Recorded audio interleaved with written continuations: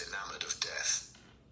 Or one of those nights of horror and misshapen joy, when through the chambers of the brain sweep phantoms more terrible than reality itself, and instinct with that vivid life that lurks in all grotesques, and that lends to Gothic art its enduring vitality. This art being, one might fancy, especially the art of those whose minds have been troubled with the malady of reverie. Gradually, white fingers creep through the curtains, and they appear to tremble. In black, fantastic shapes, dumb shadows crawl into the corners of the room and crouch there. Outside, there is the stirring of birds among the leaves, or the sound of men going forth to their work, or the sigh and sob of the wind coming down from the hills and wandering round the silent house, as though it feared to wake the sleepers, and yet must needs call forth sleep from her purple cave. Veil after veil of thin, dusky gauze is lifted, and by degrees, the forms and colours of things are restored to them, and we watch the dawn remaking the world in its antique pattern. The wan mirrors get back their mimic life. The flameless tapers stand where we had left them, and beside them lies the half-cut book that we had been studying, or the wired flower that we had worn at the ball, or the letter that we had been afraid to read, or that we had read too often. Nothing seems to us changed. Out of the unreal shadows of the night comes back the real life that we had known. We have to resume it where we had left off, and there steals over us a terrible sense of the necessity for the continuance of energy in the same wearisome round of stereotyped habits, or a wild longing, it may be, that our eyelids might open some morning upon a world that had been refashioned anew in the darkness for our pleasure. A world in which things would have fresh shapes and colours and be changed or have other secrets. A world in which the past would have little or no place, or survive, at any rate, in no conscious form of obligation or regret. The remembrance even of joy, having its bitterness, and the memories of pleasure, their pain. It was the creation of such worlds as these that seemed to Dorian Gray to be the true object, or amongst the true objects, of life. And in his search for sensations that would be at once new and delightful, and possess that element of strangeness that is so essential to romance, he would often adopt certain modes of thought that he knew to be really alien to his nature, abandon himself to their subtle influences, and then, having, as it were, caught their colour and satisfied his intellectual curiosity, leave them with that curious indifference that is not incompatible with a real ardour of temperament, and that indeed, according to certain modern psychologists, is often a condition of it. It was rumoured of him once that he was about to join the Roman Catholic Communion, and certainly the Roman ritual had always a great attraction for him. The daily sacrifice, more awful really than all the sacrifices of the antique world, stirred him as much by its superb rejection of the evidence of the senses as by the primitive simplicity of its elements and the eternal pathos of the human tragedy that it sought to symbolize. He loved to kneel down on the cold marble pavement and watch the priest, in his stiff-flowered dalmatic, slowly and with white hands moving aside the veil of the tabernacle, or raising aloft the jewelled, lantern-shaped monstrance with that pallid wafer that at times, one would fain think, is indeed the panis calistis, the bread of angels, or, robed in the garments of the Passion of Christ, breaking the host into the chalice and smiting his breast for his sins. The fuming censers that the grave boys, in their lace and scarlet tossed into the air like great gilt flowers, had their subtle fascination for him. As he passed out, he used to look with wonder at the black confessionals, and long to sit in the dim shadow of one of them and listen to men and women whispering through the worn grating the true story of their lives. But he never fell into the error of arresting his intellectual development by any formal acceptance of creed or system, or of mistaking for a house in which to live, an inn that is but suitable for the sojourn of a night, or for a few hours of a night in which there are no stars and the moon is in travail. Mysticism, with its marvellous power of making common things strange to us, subtle antinomianism that always seems to accompany it, moved him for a season. And for a season, he inclined to the materialistic doctrines of the Darwinismus movement in Germany, and found a curious pleasure in tracing the thoughts and passions of men to some pearly cell in the brain, or some white nerve in the body, delighting in the conception of the absolute dependence of the spirit on certain physical conditions, morbid or healthy, normal or diseased. Yet, as has been said of him before, no theory of life seemed to him to be of any importance compared with life itself. He felt keenly conscious of how barren all intellectual speculation is, when separated from action and experiment. He knew that the senses, no less than the soul, have their spiritual mysteries to reveal. And so he would now study perfumes and the secrets of their manufacture, distilling heavily scented oils and burning odorous gums from the east. He saw that there was no mood of the mind that had not its counterpart in the sensuous life, and set himself to discover their true relations, wondering what there was in frankincense that made one mystical, and in ambergris that stirred one's passions, and in violets that woke the memory of dead romances, and in musk that troubled the brain, and in champak that stained the imagination, and seeking often to elaborate a real psychology of perfumes, and to estimate the several influences of sweet-smelling roots and scented pollen-laden flowers, of aromatic balms and of dark and fragrant woods, of spikenard that sickens, of hovenia that makes men mad, and of aloes that are said to be able to expel melancholy from the soul. At another time, he devoted himself entirely to music, and in a long latticed room with a vermilion and gold ceiling and walls of olive green lacquer, he used to give curious concerts in which mad gypsies tore wild music from little zithers, or grave yellow-shawled Tunisians plucked at the strained strings of monstrous lutes, while grinning Negroes beat monotonously upon copper drums, and crouching upon scarlet mats, slim, turbaned Indians blew through long pipes of reed or brass and charmed, or feigned to charm, great hooded snakes and horrible horned adders. The harsh intervals and shrill discords of barbaric music stirred him at times when Schubert's Grace and Chopin's Beautiful Sorrows and the mighty harmonies of Beethoven himself fell unheeded on his ear. He collected together from all parts of the world the strangest instruments that could be found, either in the tombs of dead nations or among the few savage tribes that have survived contact with Western civilizations, and loved to touch and try them.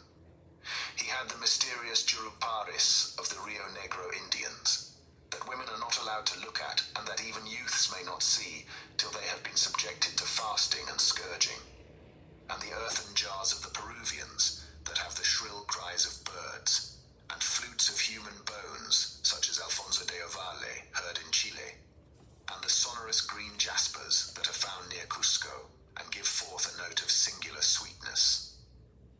He had painted gourds filled with pebbles that rattled when they were shaken, the long clarion of the Mexicans, into which the performer does not blow, but through which he inhales the air, the harsh tur of the Amazon tribes, that is sounded by the sentinels who sit all day long in high trees, and can be heard, it is said, at a distance of 3 leagues. The teponaztli, that has 2 vibrating tongues of wood and is beaten with sticks that are smeared with an elastic gum obtained from the milky juice of plants.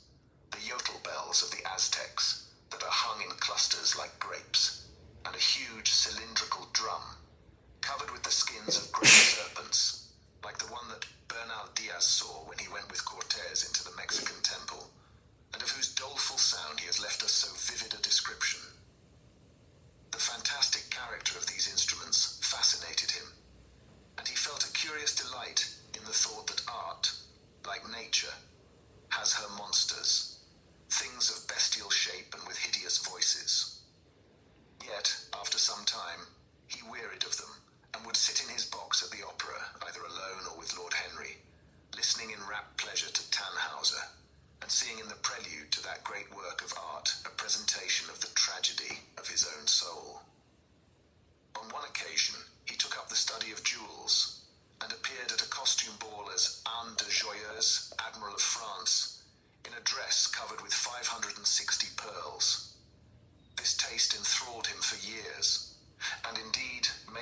never to have left him. He would often spend a whole day settling and resettling in their cases the various stones that he had collected, such as the olive-green chrysoberyl that turns red by lamplight, the cymophane with its wire-like line of silver, the pistachio-coloured peridot, rose-pink and wine-yellow topazes, carbuncles of fiery scarlet with tremulous, four-rayed stars, flame-red cinnamon stones, orange and violet spinels, and amethysts with their alternate layers of ruby and sapphire. He loved the red gold of the sunstone, and the moonstone's pearly whiteness, and the broken rainbow of the milky opal. He procured from Amsterdam 3 emeralds of extraordinary size and richness of colour, and had a turquoise de la vieille roche that was the envy of all the connoisseurs. He discovered wonderful stories, also about jewels. In Alfonso's Clericalis Disciplina, a serpent was mentioned with eyes of real jacinth. And in the romantic history of Alexander, the conqueror of Emathia was said to have found in the Vale of Jordan snakes with collars of real emeralds growing on their backs.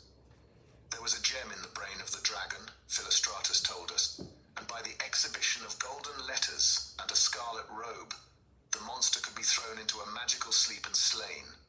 According to the great alchemist Pierre de Boniface, the diamond rendered a man invisible, and the agate of India made him eloquent. The cornelian appeased anger, and the hyacinth provoked sleep, and the amethyst drove away the fumes of wine. The garnet cast out demons, and the hydropicus deprived the moon of her colour. The selenite waxed and waned with the moon, and the meliseus, that discovers thieves, could be affected only by the blood of kids. Leonardus Camillus had seen a white stone taken from the brain of a newly killed toad. That was a certain antidote against poison. The bezoar that was found in the heart of the Arabian deer was a charm that could cure the plague. In the nests of Arabian birds was the aspilates, that according to Democritus kept the wearer from any danger by fire. The king of Ceylan rode through his city with a large ruby in his hand, as the ceremony of his coronation. The gates of the palace of John the priest were made of sardius, with the horn of the horned snake inwrought, so that no man might bring poison within. Over the gable were 2 golden apples, in which were 2 carbuncles, so that the gold might shine by day, and the carbuncles by night. In Lodge's strange romance, A Marguerite of America, it was stated that in the chamber of the Queen, one could behold all the chaste ladies of the world enchased out of silver, looking through fair mirrors of chrysolites, carbuncles, sapphires, and green emeralds. Marco Polo had seen the inhabitants of Zipangu place rose-coloured pearls in the mouths of the dead. A sea monster had been enamoured of the pearl that the diver brought to King Perozes, and had slain the thief and mourned for 7 moons over its loss. When the Huns lured the king into the great pit, he flung it away. Procopius tells the story, nor was it ever found again, though the Emperor Anastasius offered 500 weight of gold pieces for it. The King of Malabar had shown to a certain Venetian a rosary of 304 pearls, one for every god that he worshipped. When the Duke de Valentinois, son of Alexander VI, visited Louis XII of France, his horse was loaded with gold leaves, according to Brantôme, and his cap had double rows of rubies that threw out a great light. Charles of England had ridden in stirrups hung with 421 diamonds. Richard II had a coat valued at 30,000 marks, which was covered with Balas rubies. Hall described Henry VIII, on his way to the Tower, previous to his coronation, as wearing a jacket of raised gold, the placard embroidered with diamonds and other rich stones, and a great bauderique about his neck of large balasses. The favourites of James I wore earrings of emeralds set in gold filigrane.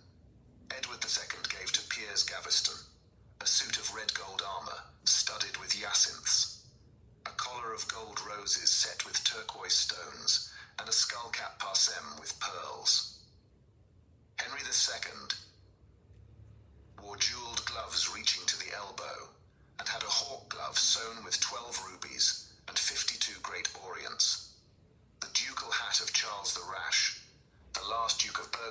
his race, was hung with pear-shaped pearls and studded with sapphires. How exquisite life had once been. How gorgeous in its pomp and decoration. Even to read of the luxury of the dead was wonderful. Then he turned his attention to embroideries, and to the tapestries that performed the office of frescoes in the chill rooms of the northern nations of Europe. As he investigated the subject, and he always had an extraordinary faculty of becoming absolutely absorbed for the moment in whatever he took up, he was almost saddened by the reflection of the ruin that time brought on beautiful and wonderful things. He, at any rate, had escaped that. Summer followed summer, and the yellow jonquils bloomed and died many times, and nights of horror repeated the story of their shame. But he was unchanged. No winter marred his face or stained his flower-like bloom. How different it was with material things. Where had they passed to? Where was the great crocus-coloured robe on which the gods fought against the giants that had been worked by brown girls for the pleasure of Athena?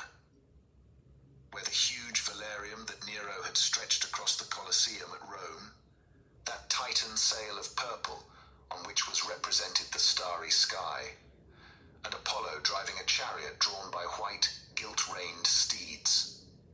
He longed to see the curious table napkins wrought for the priest of the sun, on which were displayed all the dainties and viands that could be wanted for a feast.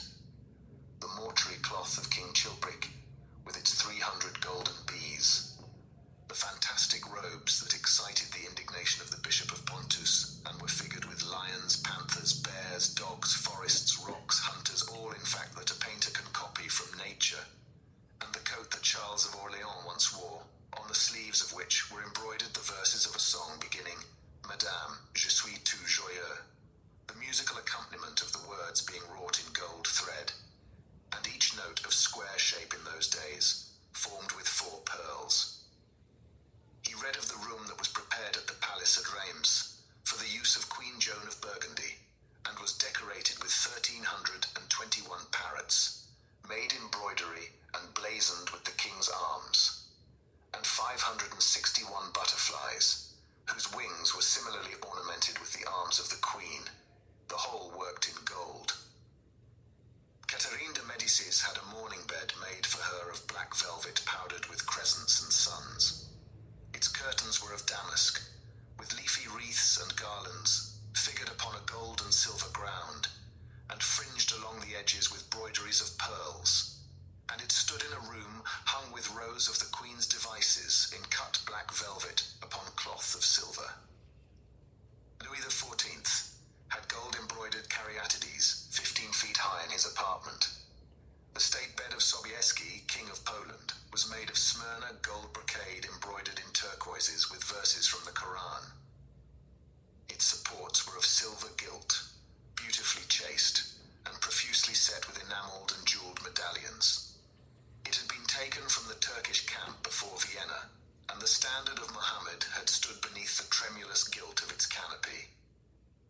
And so, for a whole year, he sought to accumulate the most exquisite specimens that he could find of textile and embroidered work, getting the dainty Delhi muslins, finely wrought with gold thread palmates and stitched over with iridescent beetles' wings, the Dhaka gauzes, that from their transparency are known in the East as woven air, and running water, and evening dew, strange figured cloths from Java, elaborate yellow Chinese hangings, books bound in tawny satins or fair blue silks and wrought with fleur-de-lis, birds and images, veils of lassies worked in Hungary point, Sicilian brocades and stiff Spanish velvets, Georgian work with its gilt coins, and Japanese fukusas with their green-toned golds and their marvelously plumaged birds.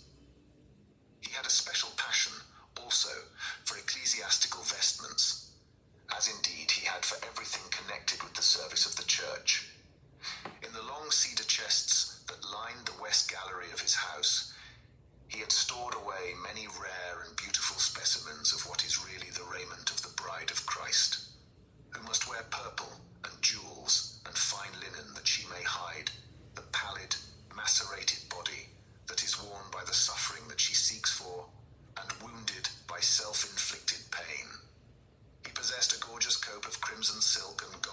damask, figured with a repeating pattern of golden pomegranates, set in six-petaled formal blossoms, beyond which on either side was the pineapple device wrought in seed pearls.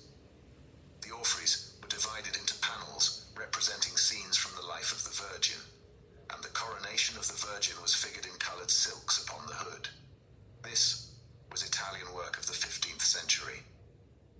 Another cope was of green velvet, embroidered with heart-shaped groups of acanthus leaves, from which spread long-stemmed white blossoms, the details of which were picked out with silver thread and coloured crystals.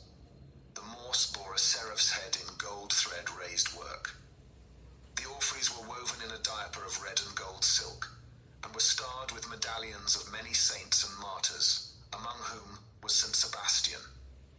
He had chasubles, also, of amber-coloured silk, and blue silk and gold brocade, and yellow silk damask and cloth of gold figured with representations of the Passion and Crucifixion of Christ, and embroidered with lions and peacocks and other emblems, dalmatics of white satin and pink silk damask, decorated with tulips and dolphins and fleur-de-lis, altar frontals of crimson velvet and blue linen, and many corporals, chalice veils, and sudaria. In the mystic offices to which such things were put, there was something that quickened his imagination. For these treasures, and everything that he collected in his lovely house, were to be to him means of forgetfulness, modes by which he could escape, for a season, from the fear that seemed to him at times to be almost too great to be borne. Upon the walls of the lonely locked room where he had spent so much of his boyhood, he had hung with his own hands the terrible portrait whose changing features showed him the real degradation of his life, and in front of it had draped the purple and gold pall as a curtain. For weeks he would not go there, would forget the hideous painted thing, and get back his light heart, his wonderful joyousness, his passionate absorption in mere existence. Then, suddenly, some night he would creep out of the house, go down to dreadful places near Bluegate Fields, and stay there, day after day, until he was driven away. On his return, he would sit in front of the picture, sometimes loathing it and himself, but filled at other times with that pride of individualism that is half the fascination of sin, and smiling with secret pleasure at the misshapen shadow that had to bear the burden that should have been his own. After a few years he could not endure to be long out of England, and gave up the villa that he had shared at Trouville with Lord Henry, as well as the little white walled-in house at Algiers, where they had more than once spent the winter. He hated to be separated from the picture that was such a part of his life, and was also afraid that during his absence, someone might gain access to the room, in spite of the elaborate bars that he had caused to be placed upon the door. He was quite conscious that this would tell them nothing. It was true that the portrait still preserved, under all the foulness and ugliness of the face, its marked likeness to himself, but what could they learn from that? He would laugh at anyone who tried to taunt him. He had not painted it. What was it to him, how vile and full of shame it looked? Even if he told them, would they believe it? Yet he was afraid. Sometimes when he was down at his great house in Nottinghamshire, entertaining the fashionable young men of his own rank who were his chief companions, and astounding the county by the wanton luxury and gorgeous splendour of his mode of life, he would suddenly leave his guests and rush back to town to see that the door had not been tampered with, and that the picture was still there.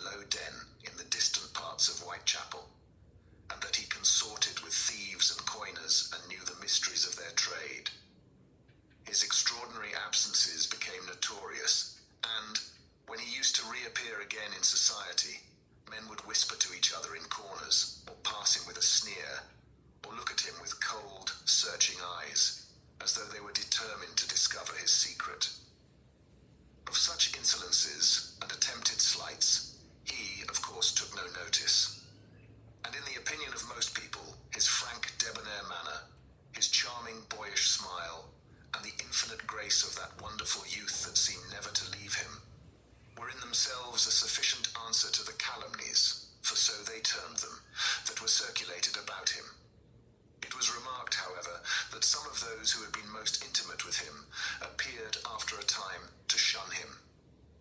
Women who had wildly adored him, and for his sake had braved all social censure and set convention at defiance, were seen to grow pallid with shame or horror if Dorian Gray entered the room. Yet these whispered scandals only increased in the eyes of many his strange and dangerous charm. His great wealth was a certain element of security. Society, civilized society at least, is never very ready to believe anything to the detriment of those who are both rich and fascinating. It feels instinctively that manners are of more importance than morals, and in its opinion, the highest respectability is of much less value than the possession of a good chef. And, after all, it is a very poor consolation to be told that the man who has given one a bad dinner or poor wine is irreproachable in his private life. Even the cardinal virtues cannot atone for half-cold entrees, as Lord Henry remarked once, in a discussion on the subject, and there is possibly a good deal to be said for his view. For the canons of good society are, or should be, the same as the canons of art. Form is absolutely essential to it. It should have the dignity of a ceremony, as well as its unreality, and should combine the insincere character of a romantic play with the wit and beauty that make such plays delightful to us. Is insincerity such a terrible thing? I think not. It is merely a method by which we can multiply our personalities. Such, at any rate, was Dorian Gray's opinion. He used to wonder at the shallow psychology of those who conceive the ego in man as a thing simple, permanent, reliable, and of one essence. To him, man was a being with myriad lives and myriad sensations, a complex, multiform creature that bore within itself strange legacies of thought and passion, and whose very flesh was tainted with the monstrous maladies of the dead. He loved to stroll through the gaunt, cold picture gallery of his country house and look at the various portraits of those whose blood flowed in his veins. Here was Philip Herbert, described by Francis Osborne in his memoirs on the reigns of Queen Elizabeth and King James, as one who was caressed by the court for his handsome face, which kept him not long company. Was it young Herbert's life that he sometimes led? Had some strange, poisonous germ crept from body to body till it had reached his own? Was it some dim sense of that ruined grace that had made him so suddenly, and almost without cause, give utterance, in Basil Hallward's studio, to the mad prayer that had so changed his life? Here, in gold-embroidered red doublet, jewelled surcoat, and gilt-edged ruff and wristbands, stood Sir Anthony Sherard, with his silver and black armour piled at his feet. What had this man's legacy been? Had the lover of Giovanna of Naples bequeathed him some inheritance of sin and shame? Were his own actions merely the dreams that the dead man had not dared to realize? Here, from the fading canvas, smiled Lady Elizabeth Devereux, in her gauze hood, pearl stomacher, and pink slashed sleeves. A flower was in her right hand, and her left clasped an enamelled collar of white and damask roses. On a table by her side lay a mandolin and an apple. There were large green rosettes upon her little pointed shoes. He knew her life, and the strange stories that were told about her lovers. Had he something of her temperament in him? These oval, heavy-lidded eyes seemed to look curiously at him. What of George Willoughby, with his powdered hair and fantastic patches? How evil he looked. The face was saturnine and swarthy, and the sensual lips seemed to be twisted with disdain. Delicate lace ruffles fell over the lean yellow hands that were so overladen with rings. He had been a macaroni of the 18th century, and the friend in his youth of Lord Ferrars. What of the second Lord Beckenham, the companion of the Prince Regent in his wildest days, and one of the witnesses of the secret marriage with Mrs. Fitzherbert? How proud and handsome he was with his chestnut curls and insolent pose. What passions had he bequeathed? The world had looked upon him as infamous. He had led the orgies at Carlton House. The Star of the Garter glittered upon his breast. Beside him hung the portrait of his wife,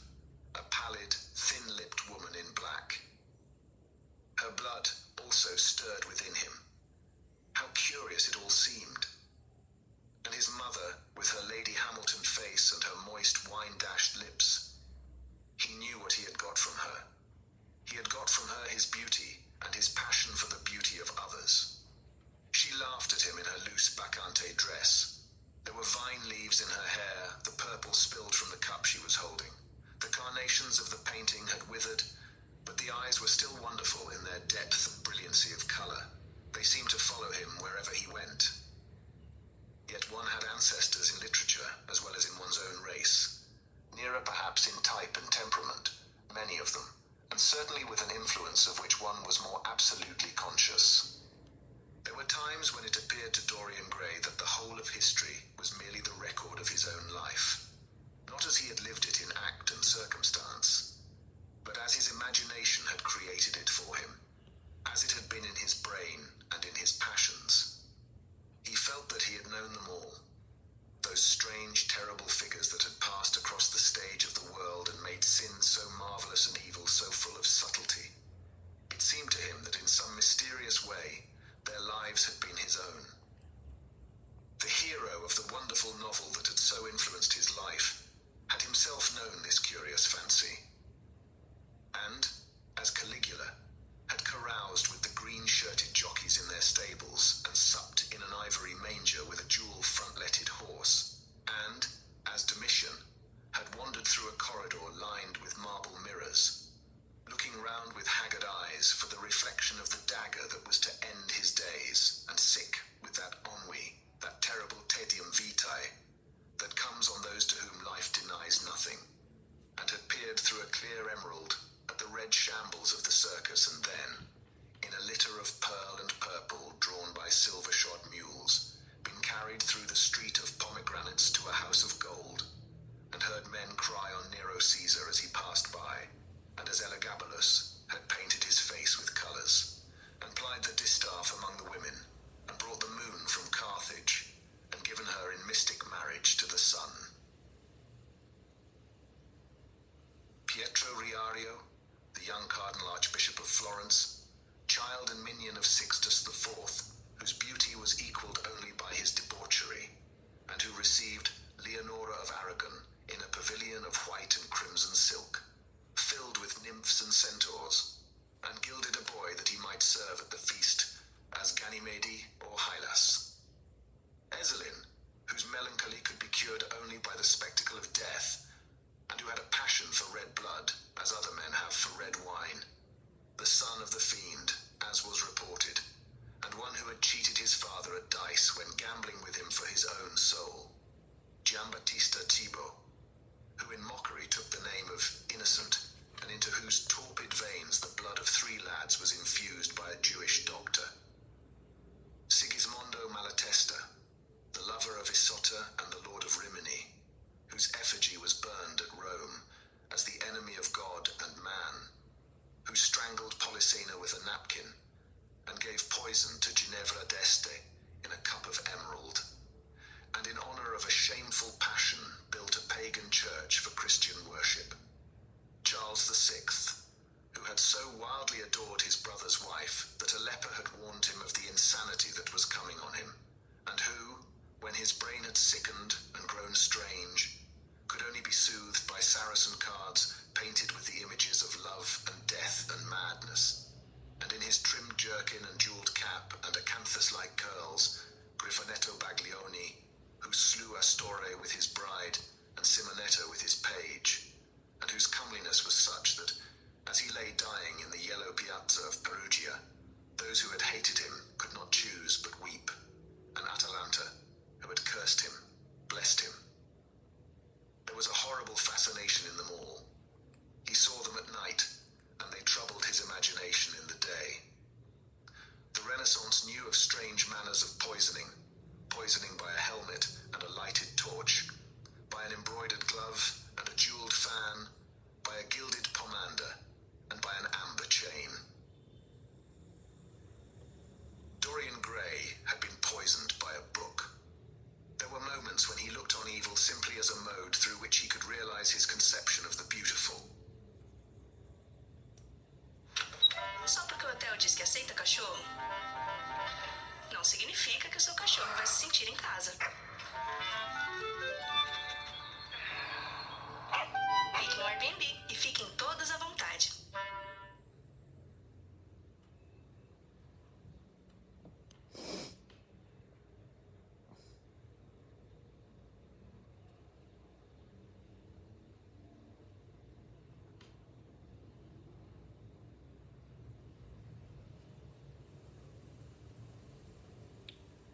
eu coloquei o audiobook pra tentar fazer essa parte. Esse capítulo é o capítulo 12, capítulo 11. É XI, capítulo 11. Que é esse aqui, pra tentar fazer com que ele fosse menos chato. Não é nem denso, é chato mesmo. Porque aqui o Vildão, o Oscar Vildão aqui, ele começa a citar um monte de personagem histórico. E ele começa a citar detalhes de figuras, de pinturas, de momentos icônicos, digamos assim. De aparente comum conhecimento da Europa daquela época, mas que eu não conhecia, enfim. E eu tinha grifado pra caramba essa parte, esse capítulo.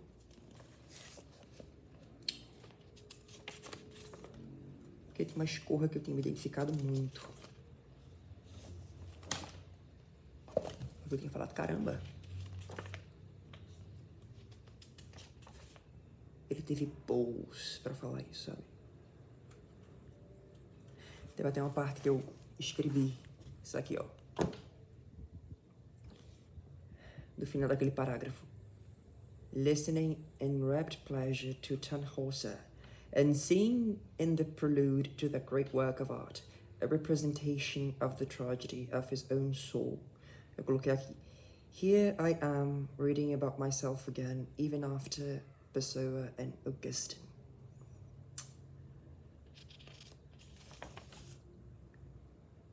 É aquela coisa, você nunca para de se deparar com o fato de que você é só um eco. Você é só um eco de uma multidão de ecos, cuja fonte você pode até desconhecer, ou nem tem interesse em saber qual é.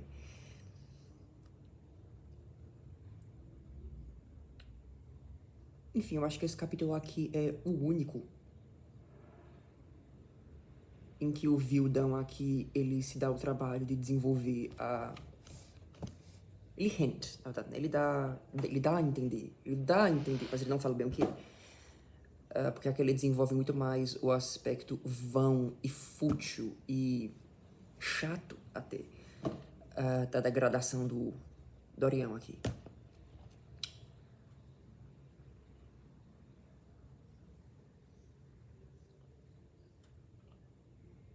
De como ele degenera até se tornar apenas superfície. É isso que o Dorian vira.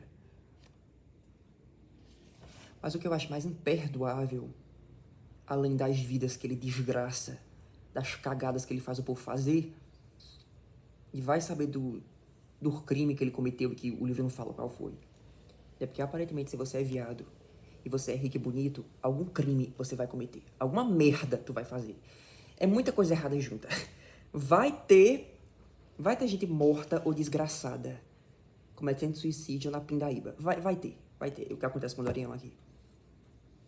Mas o que eu acho mais imperdoável nesse personagem não é nem os crimes que ele comete. É o quanto ele meio que vira uma Tumblr girl sociopata. Tipo, a parte do sociopata, ok. Vim a calhar em uma história como essa, que é altamente moralista. Mais uma vez, eu não entendo quem é que lê isso daqui e não enxerga o moralismo dessa obra. Tipo, eu ainda não entendi porque que o Wilde falava que não, porque os moralistas, eles são tacanhos. Eles não enxergam muito bem as dubialidades da condição humana. São pessoas que não têm senso de humor. Enfim, cara, é porque tem algumas coisas que não é engraçado mesmo, não. Você ri sobre. E às vezes você ri sabendo que, nossa, que merda que eu tô rindo disso. Mas às vezes ser mal tem graça. E ok.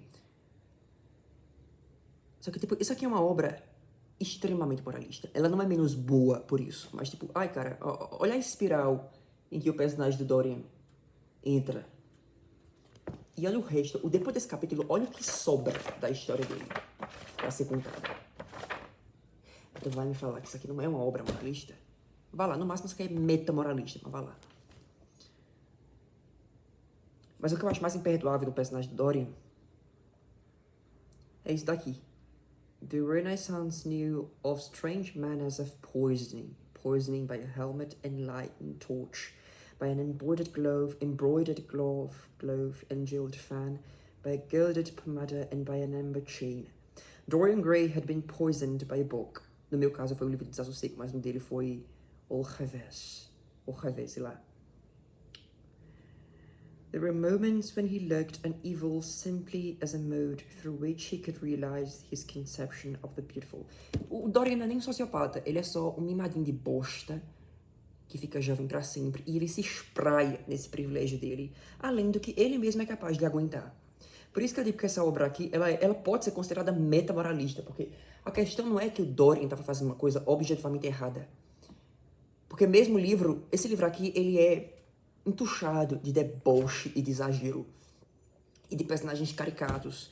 E mais uma vez, não dá... Eu pelo menos não consegui sentir pena da Vane. Olha o sobrenome dela. Vane. Sybil Vane, que é a primeira vítima dele. Que é a moça que se mata. Porque ele chuta ela no noivado. A menina é uma retardada do caralho. É estúpida. Tipo, não dá pra se ter pena dela. Mas, tipo, Dorian, também não dá pra você se compadecer dele. Porque o cabo não tem peito, nem pra não ter consciência. Não é que a consciência do Dorian é a destruição dele. No caso dele, a consciência dele é a fraqueza dele. O cara faz um monte de cagada, o cara se degrada e no final ele não consegue peitar, ele não consegue comprar, ele não consegue tancar o que ele mesmo fez a si mesmo, sabe? Ele só precisa que outra pessoa veja quem ele é pra ele não suportar isso. Tipo, o que eu acho mais imperdoável nesse personagem é isso. Ele é fraco. Fraco. Isso não é virtude, isso não é consciência, isso é fraqueza. Ele é patético. Ele é um verme. E tipo, esse finalzinho aqui. There were moments when he looked on evil simply as a mode through which he could realize his conception of the beautiful. Ai, como ele é mau. Ai, como ele é edgy. Oh, não, é porra nenhuma. Em teoria, todo mundo é Rainbow Lecter. Vai lá e faz. Vai lá e corre o risco. Vai lá e olha no espelho depois. Isso aqui não é nem eu bancando Nietzsche falando que as pessoas só não são más porque elas não têm peito, elas não têm competência pra ser mal. Não é isso, que bom que você não tem. Isso não é uma coisa ruim, não. Mas tipo, você se convencer do contrário é você cair na armadilha do Raskolnikov. É você cair na armadilha do Raskolnikov. É você cair na armadilha do Raskolnikov. Que é aquela pessoa medíocre e soberba, que é o que ele era. É você ser medíocre e soberbo. Como o próprio Dorian Gray aqui foi. Tipo, a maneira como ele undermine, como ele subestima o que realmente significa você ser mal. He looked on evil. Cara, ele olhava pro mal. Imagina, o mal com M maiúsculo. E você enxerga isso apenas como um jeito através do qual você pode realizar a sua concepção do belo. Ai, cara, isso é tão... isso é tão fútil. Tipo... Ok, o mal é mal. O mal é escabroso até. Mas ele não é fútil a esse ponto. Ele não é estético. Sabe? Ele veste uma máscarazinha de beleza pra te seduzir. Ele pode fazer isso. Mas, cara, o mal não é estético. O mal não é apenas uma ferramenta. O mal não é arte. E era isso. O cara, ele se cercou, ele se enclausurou em uma torre de marfim a ponto de ele enxergar o caos, o mal, a destruição, a desonra, o hedonismo, o abandono de qualquer tipo de honra pela fome animal da carne, sabe? Ele consegue se convencer de que tudo isso é estetizável enquanto não tocar, né? Enquanto não encostar nele. Ai, cara, esse personagem é um pussy do caralho. Ele é uma bucetinha do caralho. Não tem redenção pra esse personagem. Até o demônio olha pra isso aqui e pensa, meu amigo, quando você cai no inferno, tu vai se fuder na minha mão. E merece. É o tipo de coisa que até o diabo ri. Até o diabo ri disso aqui.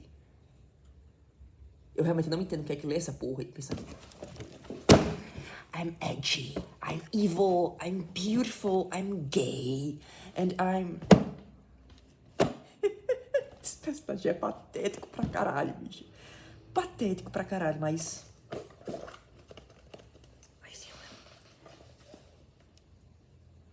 I've been him, sabe? Eu empatizo com ele, eu empatizo muito com ele, mas ele é patético pra cacete. Patético pra cacete. Desprezível, inojável. Ele consegue ser pior do que o Lord Henry. Eu tinha esquecido disso. O Dorian consegue ser pior do que o Lord Henry. São dois bosta, né? Mas o Dorian é pior. É pior. É pior.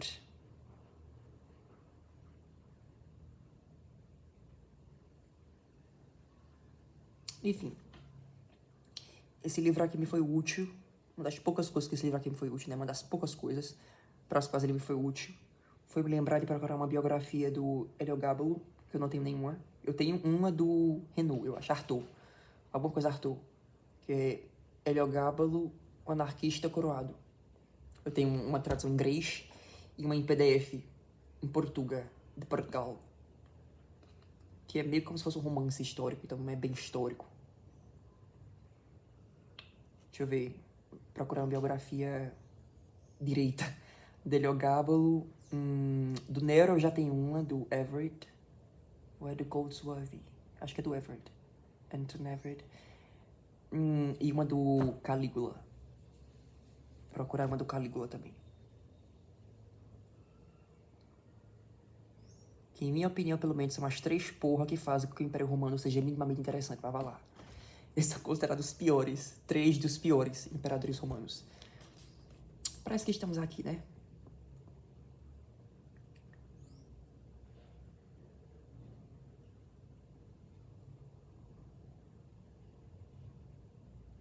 Enfim, esse personagem aqui, ele é tão fútil que a narrativa, a prosa do Wilde fica fútil. Eu vi que esse livro aqui foi muito inspirado em um francês. Gente, qual é o nome dele? Huysmans. Acho que é Huysmans. Deve ser Huysmans. Meu francês é bom. Huysmans. Esse livro aqui foi inspirado em Au Revers. As Avessas. Foi traduzido pela Penguin, eu acho. Eu só achei em Kindle, em inglês, que é Against Nature. Tá no... em e-book, no Kindle. Acho que eu vou comprar pra ler. Porque você tem muito dessas... Eu acho que foi só nesse capítulo mesmo, que você tem uma escrita bem surrealista, bem experimental, né? Uma escrita bem... É uma coisa meio vinheta, uma coisa meio cinematográfica, mas meio fluxo de consciência, sabe? Em que ele desenvolve imagens, ele pinta imagens, ele movimenta alegorias, ele cria cenários na sua cabeça, sabe? Bem psicodélicos, que eu acho interessante. Foram um dos poucos capítulos pelos quais eu deslizei esse livro. Eu acho que foi só nesse capítulo mesmo que eu acabei de ler. Mas sei lá, agora parece ser tão chato. Mas parece que isso aqui é meio derivado daquele... As Avessas do Huysmans. Enfim, acho que eu vou ler essa porra. Against Nature. Parece mais interessante. Inclusive, o livro que corrompe o Dorian aqui é esse Au Revers. Então, sei lá, deve ser melhor escrito. Deve ser melhor escrito do que esse. Que, veja bem, formalmente não é mal escrito. Eu vou repetir isso pela milésima vez. Não é mal escrito. Mas é um livro meio... Esperava mais. Eu tinha lembranças de que isso aqui era mais. Mas não. É bom, mas... Eu tô na página 150. Dizer, eu não sei se eu vou gravar um vídeo falando desse livro aqui não, cara. Porque...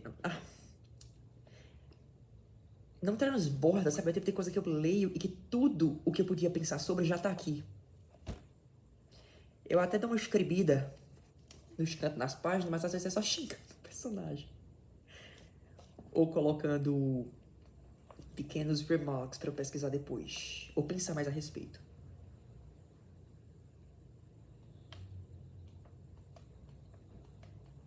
Mas não sei se eu vou gravar um vídeo sobre isso não, porque o que eu vou arrancar disso? O que é que você pode falar do retrato do Dorian Gray? Sei lá, cara, lê o livro. Você não vai precisar ouvir ninguém falar nada sobre ele. Tu mesmo vai saber qual é que é. You reject accountability as fast as you perceive it. Realmente não gostei. Eu gostei menos ainda do Dorian do que eu gostei da primeira vez.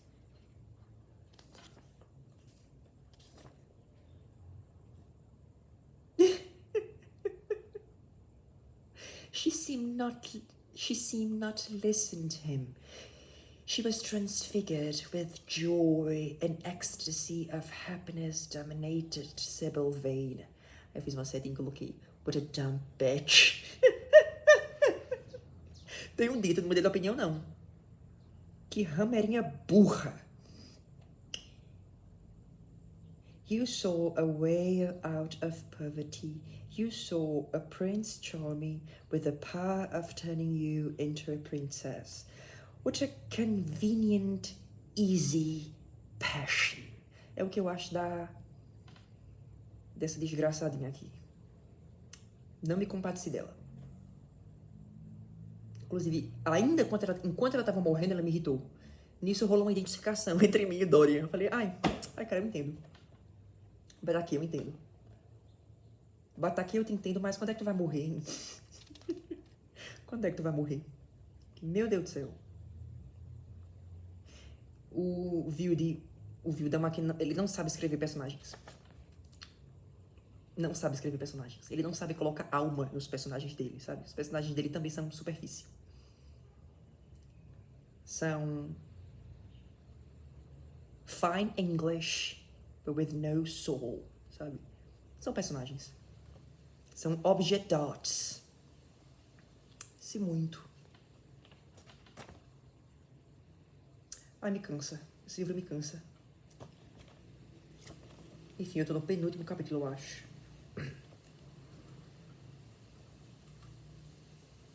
Tô no capítulo 13. O Dorian tá com o Basil no sótão. Naquele momento. Que me deu um susto da primeira vez que eu li. Enfim. Talvez esse seja o mais próximo que eu cheguei de gravar um vídeo sobre esse livro. Mas crianças, aprendam com o Vildão. Aprendam com o Vildão aqui. Não sejam Dorian Grace. Um traficante da Rocinha. Um traficante fudido da Rocinha, de repente, tem mais experiência de campo. E tem mais estofo de vida do que o Dorian Gray. E não tô nem exagerando. Que puxe.